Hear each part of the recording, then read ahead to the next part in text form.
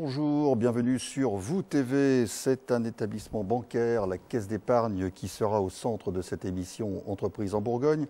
Et pour en parler, Jean-Pierre de Ramcourt, président du directoire de la Caisse d'épargne Bourgogne-Franche-Comté. Bonsoir. Bonsoir Jean-Louis Pierre. Une première question, toute simple. Comment vous portez-vous? Comment se porte l'établissement que vous dirigez? La conjoncture n'est pas facile. Voilà, on en parle beaucoup dans tous les médias, on en parle beaucoup partout. Mais je crois qu'on peut dire que la Caisse d'épargne, dans cet environnement, se porte bien parce qu'elle est sur une logique de développement. Alors, est-ce que les résultats 2012 ont été à la hauteur de ce que vous attendiez? Les résultats sont à la hauteur de ce que nous avions budgété. Nous sortons en dehors des éléments exceptionnels à peu près 50 millions d'euros. Alors, c'est pas facile de faire des bons résultats par les temps qui courent, ou du moins de le faire savoir. C'est de plus en plus difficile, c'est vrai pour beaucoup d'entreprises, c'est aussi vrai pour les banques. Alors, ces résultats que vous avez sur la région que vous pilotez, on les retrouve au même niveau un peu partout en France? Ou alors votre région est une région qui se distingue des autres? Le groupe BPCE a présenté des résultats qui sont bons, qui sont en réduction d'à peu près 18%, mais qui restent bons dans cette conjoncture. Et les caisses d'épargne contribuent assez largement à la qualité de ces résultats. Alors Jean-Pierre de Ramcourt, je vous propose de revenir en images sur quelques chiffres qui illustrent l'activité de la Banque populaire de la Caisse d'épargne Bourgogne-Franche-Comté. Sur la région, on va voir son image. Merci.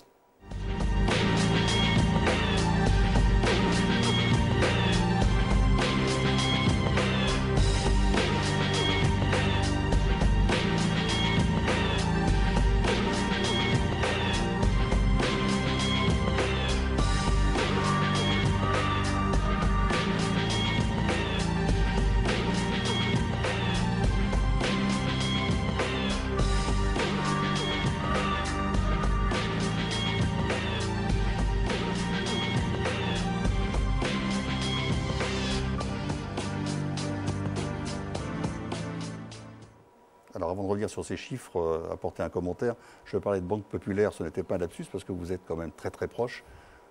Oui, nous avons fusionné notre organe central, les caisses d'épargne et les banques populaires sont actionnaires de BPCE.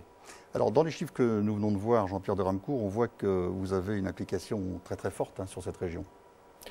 Oui, on est déjà, les caisses d'épargne, comme les banques populaires, les caisses d'épargne sont des banques essentiellement de proximité, des banques régionales. Nous sommes des banques à part entière, avec un pouvoir de décision local. La Caisse d'épargne de Bourgogne-Franche-Comté, c'est 1700 collaborateurs, c'est 240 agences, c'est 7 centres d'affaires, c'est 9 centres patrimoniaux, c'est une banque e-banque. Voilà, c'est une façon d'attaquer notre clientèle, de travailler avec notre clientèle sous différentes façons, mais c'est en tout cas une présence territoriale très marquée.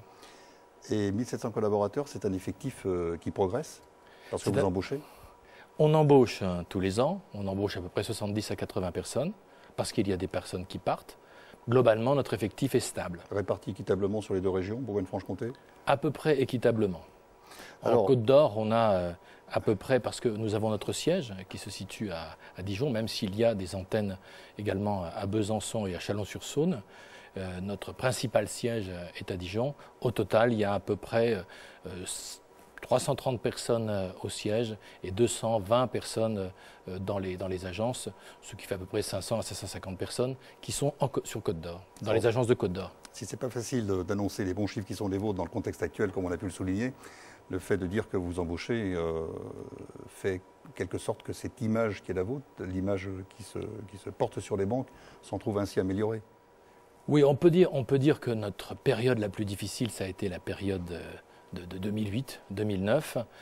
Ça ne veut pas dire pour autant qu'aujourd'hui les banques ont globalement une image excellente, mais dans ce paysage bancaire qui était très critiqué, on peut dire que nos valeurs, nos atouts ont été mieux valorisés pendant cette période de crise. D'être des banques de proximité, d'utiliser l'argent de nos clients en Bourgogne et en Franche-Comté pour le financement des projets bourguignons et franc-comtois. Notre connaissance des territoires nous ont fait que notre clientèle a apprécié encore plus ces valeurs par rapport à une façon de concevoir la banque qui est pas forcément la meilleure ailleurs. Alors vous parlez de critiques, Jean-Pierre de Ramcourt, j'en viens à tous ces politiques qui viennent aussi, pour le moins, troubler l'image de la banque, des banques. Et je vous propose d'écouter François Hollande, non pas le président, mais le candidat, puisque les images que je vous propose remontent à janvier de l'année dernière. Cet adversaire, c'est le monde de la finance. L'adversaire, c'est le monde de la finance. Vous vous sentez visé? Non. Non? Oui et non pour être... la finance, c'est plus large et nous ne nous sentons pas, nous, Caisse d'épargne, faire partie des adversaires de l'économie nationale, de l'économie régionale, les adversaires de l'emploi. Donc ce qui était visé, je crois, par les propos du président de la République, c'est des comportements spéculatifs qui ont abouti effectivement à des excès, qui ont aussi abouti à un écartement entre la vraie économie et puis l'économie financière. Nous sommes sur notre territoire, je l'ai dit tout à l'heure, nos ressources, les dépôts que nous font, les clients qui nous font confiance, eh bien, sont réutilisés sur la région. Je ne pense pas que nous soyons adversaires de l'économie. Alors, quand les politiques font des commentaires, tirent à vue, c'est pas seulement la gauche, hein, puisque à droite, ça se fait aussi bien. Je vous propose d'écouter Nicolas Sarkozy cette fois.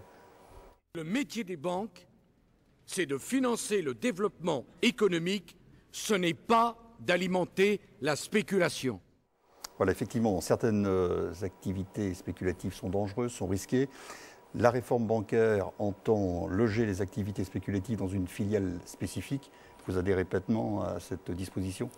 Oui, alors ce discours, moi j'y souscris complètement, ce discours tenu par Nicolas Sarkozy en 2010 à l'ONU. Vous voyez, c'est quelque chose que nous connaissons bien. J'y souscris, de la même façon que la loi bancaire, dans ses principes, qui vise à, si c'est pour viser, et je pense qu'elle vise, telle qu'elle aujourd'hui, à essayer d'éviter le retour de comportements spéculatifs, est une bonne chose. C'est vrai qu'il faut savoir tirer les enseignements des erreurs du passé.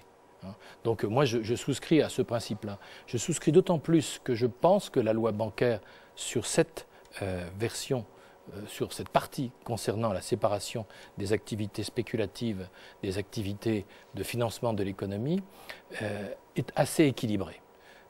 Elle n'a pas, elle n'a pas voulu aller dans la logique de règlements qui sont aujourd'hui proposés chez les Britanniques, qui consistent non pas à essayer de réduire les activités spéculatives, mais à les séparer. Et d'ailleurs, à mettre ces activités spéculatives en avant par rapport aux activités de financement de l'économie. Donc je pense que la logique du gouvernement, la logique parlementaire, jusqu'à présent, est assez équilibrée. Parce qu'en France, déjà, nous n'avons pas fait comme dans les systèmes bancaires des pays anglo-saxons et en particulier britanniques, nous n'avons pas eu des excès en matière de spéculation. Nous avons un système qui est organisé différemment. Nous avons un système où le financement de l'économie passe beaucoup plus par les banques. Pour autant, au total, la finance pèse beaucoup plus lourd en Angleterre et dans les pays anglo-saxons qu'en France. Donc vous voyez, on a, je pense, une situation qui est plus équilibrée et il n'aurait pas été bon d'appliquer des dispositifs qui, au fond, protègent les activités spéculatives dans les pays anglo-saxons. Vous allez donc créer une filiale spécifique? Non, nous n'avons pas besoin de créer une filiale spécifique. Nous, déjà, nous n'avons plus d'activités pour compte propre qui sont spéculatives. Ces activités sont déjà réduites à minima.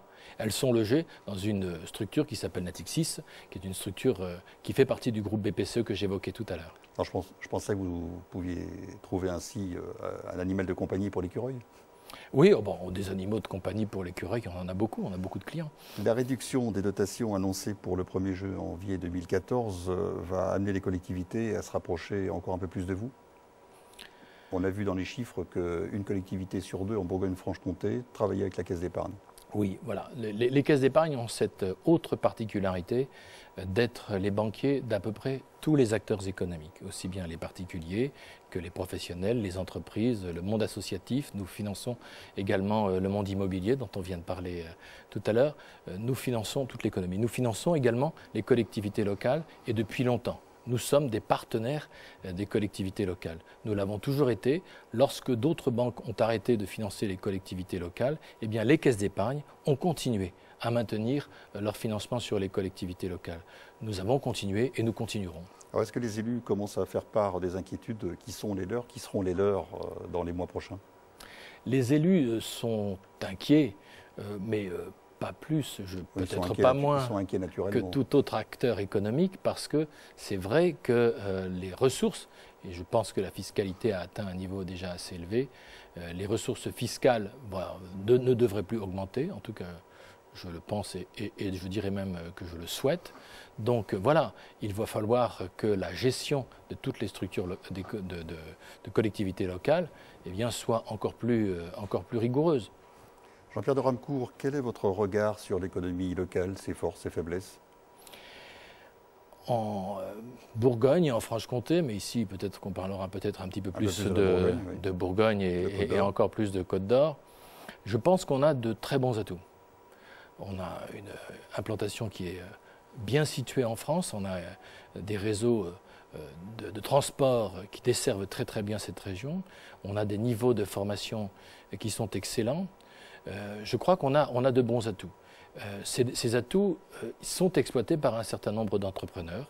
On peut se dire, on voit qu'il y a un certain nombre d'entrepreneurs qui investissent et qui, dans ce contexte un peu préoccupant, eh bien, continuent à avoir confiance dans l'avenir. Nous soutenons ces entrepreneurs. En même temps, il faut voir qu'effectivement, la situation économique globale du pays, et la Bourgogne n'échappe pas à ça, et la Côte d'Or non plus, n'est pas très bonne. Et aujourd'hui, on observe effectivement à la fois des difficultés de type trésorerie, mais également, et je dirais surtout, un climat d'incertitude, un problème de confiance. C'est pour ça que moi, ce que je ne voudrais pas ce soir, c'est rajouter du pessimisme au pessimisme. Je pense que la situation est difficile. Je pense qu'il faut aussi que nous soyons à côté des acteurs économiques qui rencontrent des difficultés, et nous le sommes. Mais il faut aussi continuer à avoir confiance, et il y a un réel potentiel de croissance économique dans notre département et dans notre région.